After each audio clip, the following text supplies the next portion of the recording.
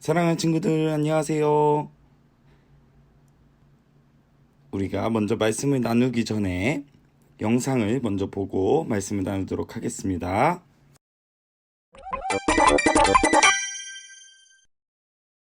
바울은 많은 이방인에게 복음을 전하고 예루살렘으로 돌아갔어. 언젠가 로마에 복음을 전할 거야. 가자! 복음을 전하러! 하지만 예루살렘에는 바울을 잡으려는 사람들이 있었지. 바울은 복음을 전하기 위해 예루살렘 성전에 올라갔어. 아시아와 마게도냐에 복음을 전했다. 이제 로마와 서바나로 가리라. 저자는 바울? 모세가 아니라 예수를 믿으라 떠들고 다니는 녀석. 바울은 시내에서 우연히 에베소 사람 드로비모를 만났어. 드로비모, 오랜만이네. 바울 선생님, 이런 우연이 있나요? 저자는 헬라인? 저자가 헬라인을 성전에 데려와 이 거룩한 곳을 더럽혔다! 네? 그게 아닌데? 아시아에서 온 유대인들은 바울을 죽이려 폭행했어. 성전을 더럽히다니! 네? 뭐라고요? 바울을 죽여라! 당시 이스라엘은 로마의 지배하에 있었는데 소란을 들은 로마의 천부장이 그들을 말렸어. 시끄럽구나. 무슨 일이냐? 그 자를 왜 그렇게 때리는 거냐? 천부장은 바울을 데려갔지만 유대인들은 계속 그를 쫓았어. 저자는 율법을 어겼어. 당장 죽여야 하오. 죽여라! 죽여라! 어쩐다? 천부장은 백부장을 시켜 바울을 책찍질하여 신문하려 했어. 나는 로마 시민인데 죄 없는 나를 채찍질하느냐? 나는 시민권을 돈 주고 샀는데. 나는 나면서부터 로마 시민이다. 당시 서구를 지배하던 로마의 시민이었던 바울은 천부장조차 함부로 할 수 없었지. 나는 모태 로마 시민. 하지만 여전히 유대인들은 바울을 죽이려 했어. 안 되겠다. 바울을 총독에게 보내라. 총독 벨릭스는 2년간 바울을 가두었어. 바울은 로마 황제에게 상소했고 재판을 위해 로마로 보내지게 되지. 백부장 율리오, 바울을 로마로 호송하라.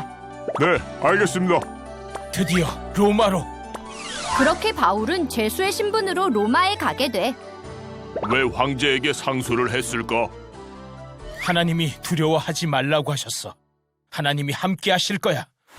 후송 중 유라굴로 광풍을 만나 멜리데 섬에서 겨울을 보내기도 했어. 하나님이 함께 하셔. 저자가 믿는 하나님은 어떤 분일까? 결국 바울은 세계의 중심인 로마에 도착하게 되었어. 드디어 로마에 도착했다. 하나님 감사합니다. 바울은 죄수였지만 감옥이 아닌 셋집에 머물며 찾아오는 사람들에게 예수를 가르쳤어. 바울, 복음을 들려줘. 예수 이야기 들려줘요. 바울은 죄수의 신분으로 바울. 2년간 로마에 머물며 수많은 사람에게 복음을 전했지. 예수님을 알고 싶어. 예수님이 궁금해. 나도 궁금해. 그렇게 로마에서 전해진 복음은 전 세계로 퍼져나갔단다. 복음이 전 세계로. 우리가 오늘 말씀을 통해 바울을 배워보도록 하겠습니다. 바울은 여러 가지 고난과 역경 속에서도 예수님을 전하는 일을 멈추지 않았었죠. 잡혀가기도 하고 또한 매도 맞기도 하고 바닷속에 풍랑도 만났습니다. 그러나 하나님이 함께 하셨고 바울은 예수님을 전하는 일을 멈추지 않았습니다. 복음을 향한 바울의 열심을 볼 때 우리는 놀라게 됩니다. 하나님의 놀라운 인도와 보호하심을 볼 때 이방인에게 복음을 전하기 원하시는 하나님의 열심과 계획에도 놀라게 됩니다. 결국 바울은 그토록 원하던 로마에까지 와서 복음을 전하게 되었습니다. 비록 바울은 수갑을 찬 죄수의 신분이었지만 로마 시민권자였기 때문에 자유롭게 방문자들을 맞이할 수 있었습니다. 그는 로마에서 때를 얻든지 못 얻든지 복음 전파에 힘썼습니다. 바울은 로마의 감옥에서 복음을 전파하였고 에베소서, 빌립보서, 골로새서를 기록했습니다. 이 편지들이 얼마나 귀중한 편지들인지는 아무리 강조해도 부족함이 없을 겁니다. 누가는 사도행전을 승리의 구절로 이렇게 마무리하고 있습니다. 사도행전 28장 31절 말씀입니다. 하나님의 나라를 전파하며 주 예수 그리스도에 관한 모든 것을 담대하게 거침없이 가르치더라. 아멘. 결국 예수님께서 말씀하신 대로 복음은 예루살렘과 유다, 사마리아와 땅끝까지 전해지게 되었습니다. 비록 사도행전 29장은 존재하지 않지만 우리는 엄청난 선교의 역사가 거기 기록되어 있다는 것을 알고 있습니다. 결국 바울은 로마에서 재판을 받았고 무죄 판결을 받았습니다. 이 모든 재판의 과정을 복음 전파의 기회로 삼았음을 말할 것도 없을 것입니다. 사나 죽으나 주를 위해 살았던 바울의 모든 삶을 돌아볼 때 우리는 자신에게 질문할 수밖에 없습니다. 하나님은 우리를 어떤 삶으로 부르고 계실까요? 우리는 어떻게 해야 잘 사는 것일까요? 어떻게 살아야 하나님의 뜻을 이루어 드리는 삶을 살 수 있을까요? 우리는 종종 무능력하게 이렇게 말하고 있습니다. 나는 겨우 내 신앙을 지키고 살아가고 있습니다. 그리스도인으로 살아가는 것도 때로는 벅차고 때로는 힘에 겹습니다. 바울처럼 살기 정말 힘들어요 라고 말합니다. 하지만 예수님은 우리에게 이 세상의 마지막 은행이 될 것을 요청하고 계십니다.